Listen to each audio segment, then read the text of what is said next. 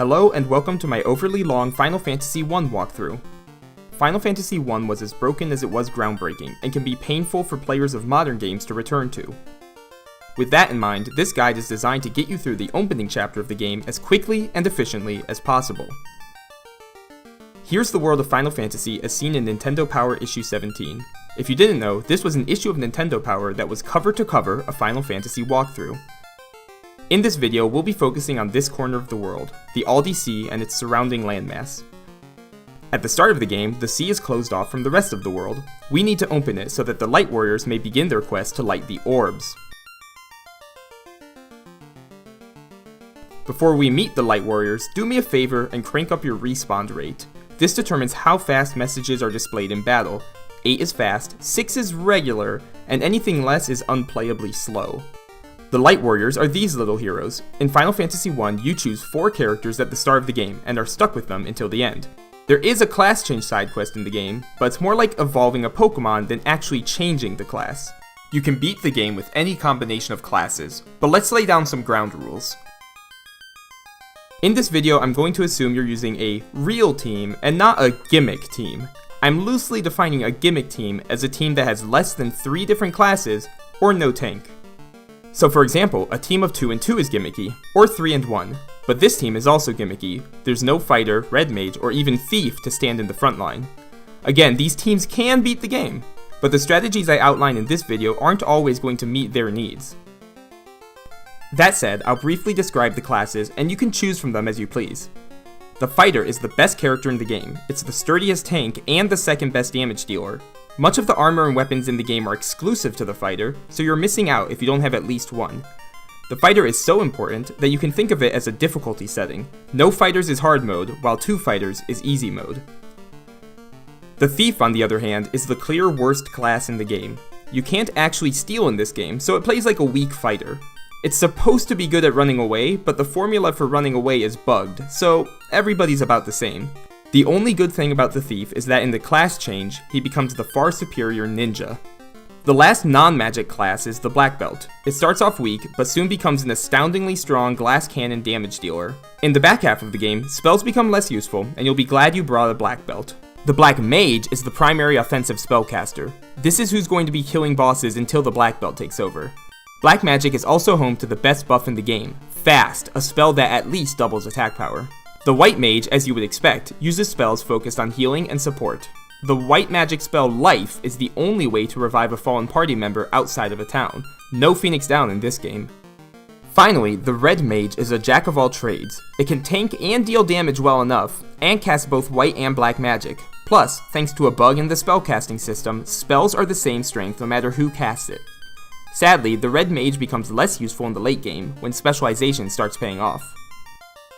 As you decide on characters, you'll have to name them. For the authentic Final Fantasy I experience, I strongly recommend sticking to capital letters. Now the fun part is trying to name your characters with a theme in mind, but still fitting the 4-character limit. This time around I went with pasta.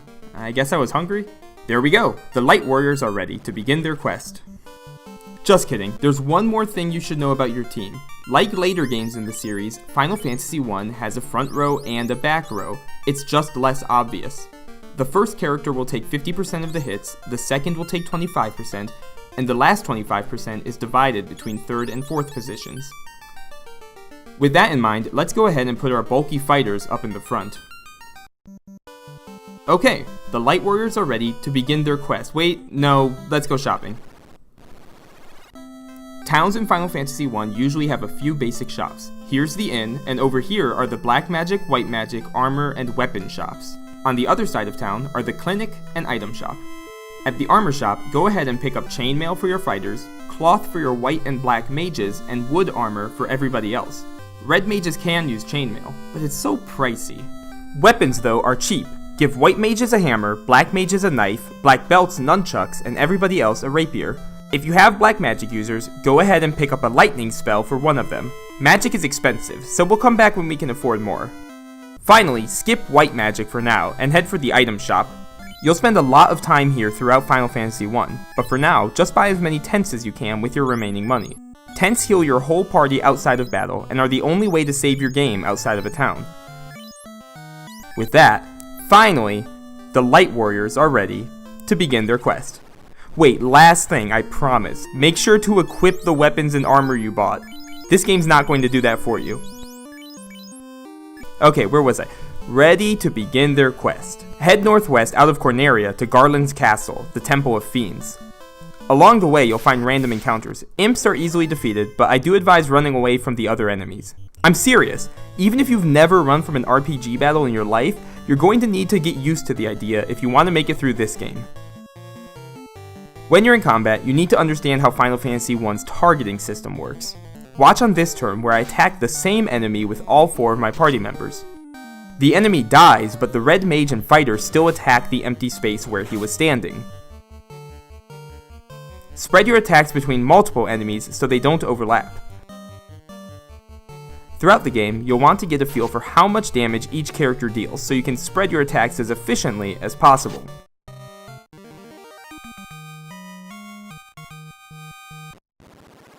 When you reach the temple, walk straight ahead to Garland. Most encounters in this temple are actually harder than the boss, and the treasure isn't worth going out of your way for. This fight is a good old-fashioned slugfest. If you picked up lightning magic in town, go ahead and use it here. Otherwise, just keep beating on Garland. There's a good chance you'll lose a party member along the way. Like running from battles, it's best to accept that your characters will not have synchronized level ups in this game. Hey, you did it! As you can tell, Garland is a bit of a pushover. I'm not sure why Nintendo Power insisted you grind to level 3 for this battle, but oh well. Talk to Princess Sarah for a free trip to Corneria Castle. Talk to the king to get a bridge built, and Sarah again to get a key item that will sit in your inventory for the rest of the game. Head to the clinic to revive any KO'd fighters, and make sure to stay at the inn to heal them. They only come back with 1 HP. Next, stop by the item shop and grab a pure or 2. Stock up on tents if you used any, and spend the rest of your gold on heals. Finally, cross the new bridge north of Corneria. The real adventure has just begun. Ooh, late title card. From the bridge, you want to set the course due east. Just as before, don't be afraid to run from large groups of enemies. Even if you really think you can take out a gray wolf before it lands too many hits. Trust me on this. Use tents as needed and pures if anything poisons you, and keep walking until you reach the port town of Pravica. Pravoka? Assuming you picked on enemies your own size, you won't have to make this trip to the clinic, which means you won't have to sleep outside because you can't afford an inn. Once you're healed up, head to this corner of the map and talk to Bick the pirate, who calls you scurvy dogs, then rolls up with his whole crew. The pirates are very weak enemies, and one of the 2 easiest boss encounters in the game. Each pirate goes down in 1 hit from any character, so spread your attacks out. By the way, you may have noticed that attacks miss an awful lot in this game. That's going to be the case until your characters are around level 7. You can make enemies easier to hit with the Dark Spell, but if you're following this guide, you probably don't have the gold or spell charges for that. When the last pirate falls, collect your gold and experience, then talk to Bick and he'll hand over his ship.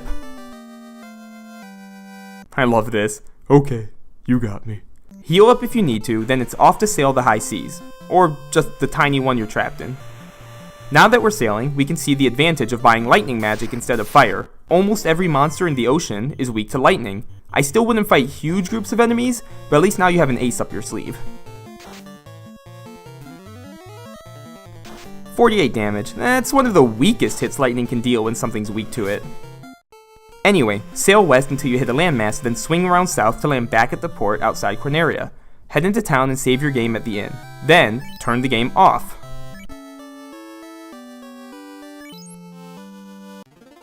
And walk right back into your ship. We're not done here yet. What we're looking for are Kaizoku, one of the most lucrative random encounters in the game, and just our luck, we found them. Because of the way the game's encounter tables are programmed, the first fight in the ocean is always a group of 2 to 5 Kaizoku. When I say first, that means after turning on the console, so we can get rich quick by fighting 1 battle, saving the game, and resetting the console. Listen, Final Fantasy I is a grindy game. I'm not a miracle worker, I can't change that. But I can at least make your grinding efficient. Nintendo Power says to grind ogres outside of Elfland, but unlike the Kaizoku, you can't guarantee you'll run into them. Ogres are usually accompanied by creeps, and they both hit harder than the Kaizoku. Plus, the inn and clinic in Elfland cost 4 times as much as in Corneria, so you're earning less gold less often and keeping less of it. Okay, well, how about farming the Peninsula of Power?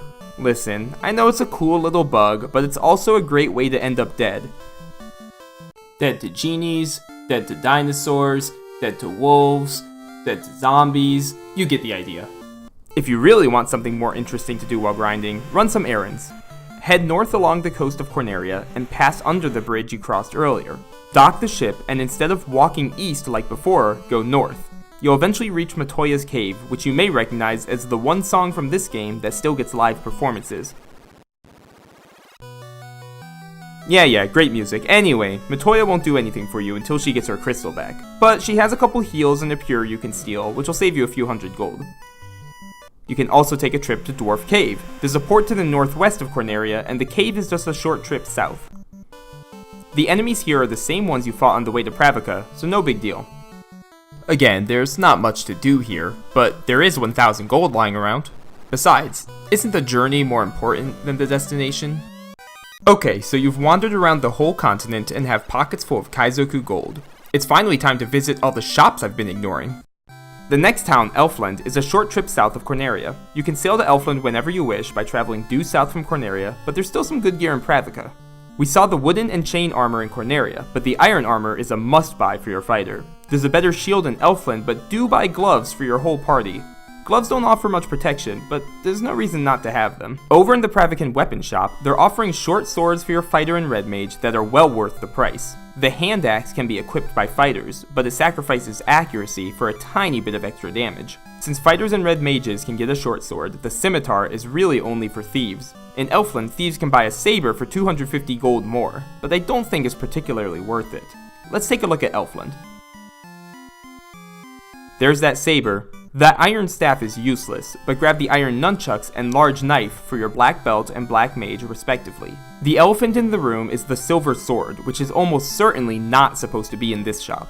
But it's a huge boost for fighters and red mages, but look at that price. If you want to take the time to grind enough gold for a silver sword or two, you'll definitely be kicking ass in the next few dungeons. But it's not necessary, so I'm not going to assume you've done it. In Elfland's armor shop, there's 3 pieces of fighter exclusive equipment. You should already have the iron armor, but pick up the iron shield and wooden helm. For everybody else, grab a cap. The cap is pretty much the gloves, but for your head. That symbol next to copper is supposed to mean bracelet. For most of the game, bracelets will replace armor for your non-fighter classes. If you can afford it, grab some for your white and black mages. Everybody else should still be wearing wooden or chain armor. We're almost done shopping, I promise. But first, let's learn some magic. Before we get into it, it's important to note that characters can only learn 3 spells per spell level.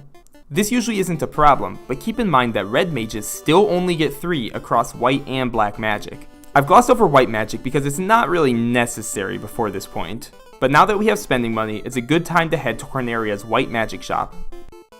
All of these spells are great. Cure is a no-brainer, and Harm hurts all undead enemies in a battle. Ruse is an amazing spell that makes the caster very hard to hit, but since your white mage is probably sitting in the back row anyway, I'd take Fog, which increases an ally's defense. A red mage with Ruse would make an excellent frontline tank. The level 2 white magic found in Pravica is mostly junk. Lamp cures darkness, but I can't think of a single enemy that causes darkness. Mute stops enemies from casting spells, but most spellcasting enemies have high enough magic defense that it won't affect them. Only come back for this if you find yourself struggling against Astos. A-Lit stands for Anti-Lightning. The upcoming boss Astos does cast lightning too, but you're likely to have won or lost before he ever uses it. Invis is what you'll be spending level 2 spell charges on. This spell works like a weaker Ruse, but you can cast it on others. By the way, Ruse, Fog, and Invis all stack with each use, but be careful, spells and critical hits will ignore them completely. Elfland hosts the level 3 and level 4 magic shops. The catch is, your characters aren't likely to be able to use more than 1 or 2 shots of level 3 magic by the time they leave the LDC, so choose your level 3 spell carefully because you'll probably only get 1 use. Thankfully, these spells are all decent choices. Cure 2 and Harm 2 are self-explanatory. Anti-Fire works as you'd expect, but I'd only pick it up if you're struggling with Astos. Heal is like a cure for your entire party. It's like a free tent that you can use in combat. We still have black magic to cover, but it's much more straightforward than white magic, I promise. I think it's clear how I feel about lightning. Fire is okay, it's strong against undead, but trust me, you're just going to want to run from undead enemies. Slep is bugged. Even if it works on an enemy, they're guaranteed to wake up by the next action. And Lock is even worse. It will never hit. At all. Temper is another spell that doesn't work. Dark makes you harder to hit and enemies easier to hit, but accuracy won't be an issue for too much longer. Slow can be useful later in the game, but won't do much now, which means you should really only get Ice, which is just a stronger fire. Lit 2 is critical in taking out the next boss, but you'll also eventually want Fire 2. Hold is a paralyzing spell of questionable usefulness, but it's still a better choice than Lock 2, which is accidentally programmed to make enemies harder to hit instead of easier. Whew, all done. Okay, you ready for Marsh Cave? Don't answer that, it's rhetorical. You're not ready for Marsh Cave. I'm not ready for Marsh Cave. Nobody's ready for Marsh Cave, but we'll try our best.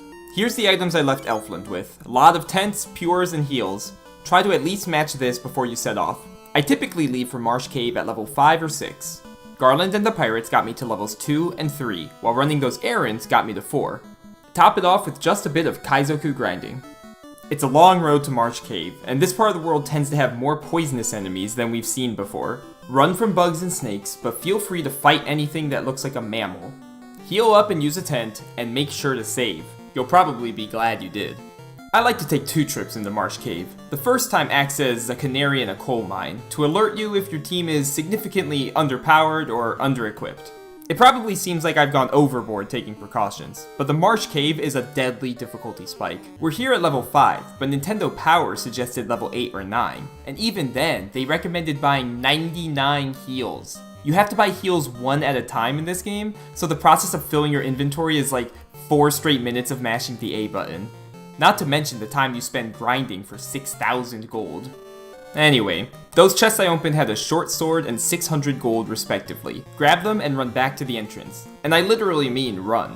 I've edited out the random encounters to show you where to go, but I'm running from almost all of them. There were these guys who can stun you, the green spider there can poison you, a bigger group of enemies that can stun you, a slime that deals half your life, and this persistent group of bullies. They can stun you and deal half your life. Where was I? Heal up and save, then ask yourself if you can make another trip like that, but with a boss battle in it. If you need to restock on items or revive a party member, make the trip to Elfland and back. The extra experience won't hurt. When you're ready, start round 2. Just like last time, head south and take the stairs down. Instead of going back to where the treasure chests were, walk down and around this wall of pillars. Cut through this tiny room and head downstairs again. On this floor is a huge grid of rooms. From the room you start above, walk right until you see a second room. Turn south and pass the room you're next to and the next room. The third room down is our destination. Some of the other rooms do have treasure in them, but I want to get out of the marsh. Hey, can you move? Thank you. When you reach this room, take a second to use some heals. The boss battle begins as soon as you step on the tile in front of the treasure chest. By the way, my party is still level 5, meaning my red mage doesn't have any level 3 spell charges for lightning 2. If you're relying on a red mage like I am, consider grinding to level 6. Okay, the wizards. Well, they don't really look like wizards and they don't actually cast spells, but okay. This battle can spawn 2, 3, or 4 wizards. If you're up against 4 wizards, I hope you have lit 2. The wizards aren't actually weak to lightning, but they resist fire and ice, so it's still your best bet. Most parties are going to unload as much lightning as they can while spamming attacks. White mages can make themselves useful by using fog and invis. This fight would theoretically be easier if you use the dark spell. Unfortunately, wizards resist status type magic, so your black mage has better things to do. Skipping to the end, you can see I made it through this fight relatively unscathed. 3 warriors should definitely be able to make it out of the cave and back to Elfland, especially with them leveling up here. Heal your party immediately, you don't know when your next battle will be. When you're done, make sure to grab the crown from this chest. Here's a fun tidbit. When your party member is afflicted with poison, stone, or KO, the game will swap them to the back of the party. Make sure you fix that when necessary. Return to the exit of the cave by retracing your steps. Okay, alright. Like I said, you don't know when your next fight's going to be, so it's a good thing we healed up. Which reminds me, I should mention that bosses in this game always trigger on the same square, even when defeated. Be careful not to wander back into this fight. Head back to the top of the floor, then turn west. These scorpions are some of the most dangerous enemies in here, but you should be able to run from them before things get too bad. Well, that's Final Fantasy 1 for you. Marsh Cave especially will not go down without a fight.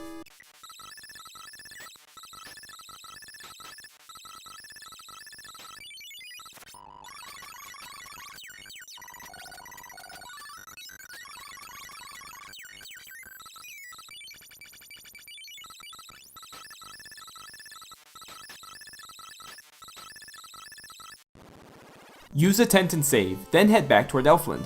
Not to Elfland, of course. Corneria's just across the sea, and no way am I going to spend more than 30 gold at an inn. You won't need as many heals this time, since there's no dungeon before the next boss. Astos is hiding out in Northwest Castle, waiting for you to bring him the crown from Marsh Cave. Take the same path as to Marsh Cave, but keep north instead of taking the mountain pass to the west. Like I said, this isn't a dungeon, but I'd still use a tent to save outside. When you're ready, begin the battle by speaking to Astos.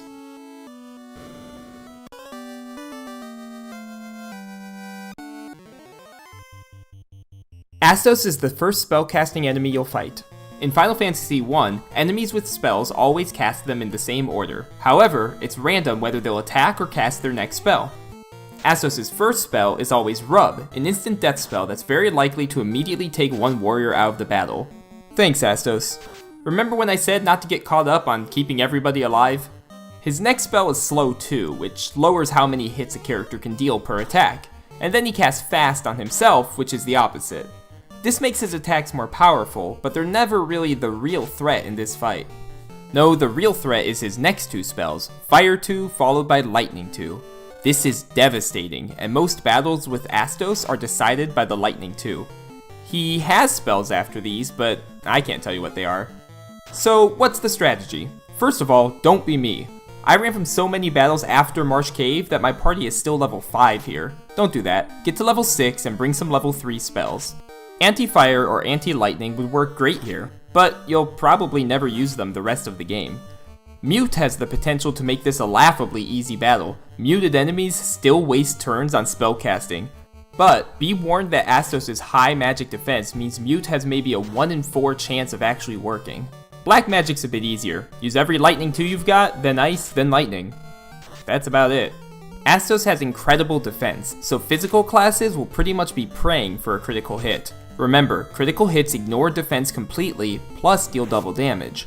The good news is, you don't need too many of them. Astos only has 170 HP. It's his crazy defense values that make him so tough. 1 or 2 critical hits should be enough if you're already blasting him with spells. That's basically what I'm doing here. My fighters both have short swords, so at level 5 they have just enough accuracy to hit up to 2 times per turn. Unfortunately, they keep getting killed by Rub, instantly dropping my chances of scoring a crit in half. I simply don't get enough chances to crit before Astos reaches Fire 2. Ouch, 231 damage with 1 spell. I can tell I'm getting close though, so instead of going back for better spells, I put my black belt in the front line as a sacrifice.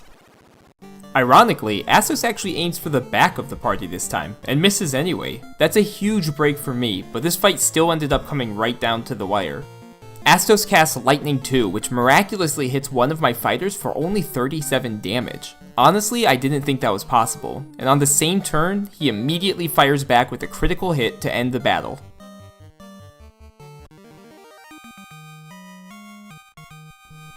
There's that level I should have gotten. Back in the castle, chug a few heals. You may notice your inventory has a new item, the crystal. This belongs to Matoya, so let's go give it back. Carefully guide your light warrior back to Elfland, where you can revive party members for 200 gold each.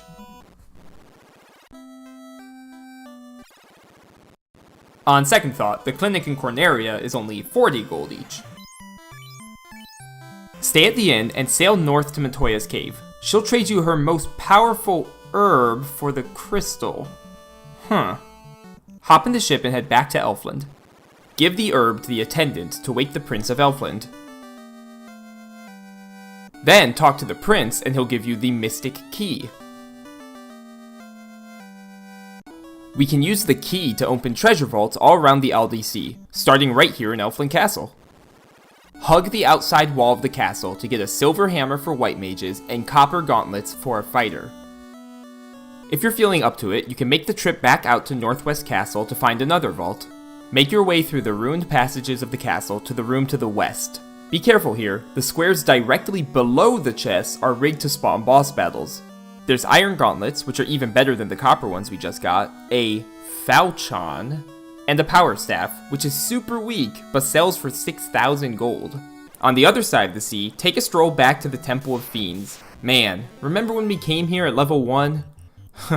Feels like 15 minutes ago. Find this room in the bottom right corner of the castle. This chest is guarded by a group of gargoyles, which you may recognize from back in Marsh Cave. I should note, you can run from guaranteed battles like this, but gargoyles aren't so scary.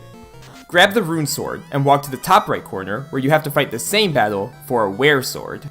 There's a little trick here. They want you to step to the side so you have to repeat the battle on the way out. You don't need a soft that bad. On your way back to the ship, stop at Corneria Castle. Follow the rightmost passage to find the locked storerooms. In the room on the right is a silver knife for a black mage and some junk we bought in Elfland. The room on the left is more exciting. We get a bundle of TNT and some junk we bought in Elfland. The TNT, though, is our ticket out into the wider world of Final Fantasy I. Set sail for the Dwarf Cave northwest of Corneria. Walk to the far left of the cave and all the way down. The final Mystic Key room is here, with plenty of treasure. Well, there's some more locked doors in Marsh Cave, but nothing's worth going back in there. Most noteworthy are the silver armor, which red mages and fighters can wear, and the dragon sword. The rune dragon and were swords are the best weapons for the next chapter of the game, unless you grind for silver swords. Pass them out to your sword users, but note that, for some reason, thieves cannot use the were sword. Finally, we reach the moment that everything we've done so far has been building up to, handing this dwarf a box full of TNT. When you return to the overworld, you'll find a brand new canal to the outside ocean. It's time to bid the LDC goodbye. At long last, it's time to light the 4 elemental orbs and bring peace to the world. The Light Warriors are ready to begin their quest. I hope this guide has helped you along the way, and I wish you good luck on the rest of your journey. 100 gold!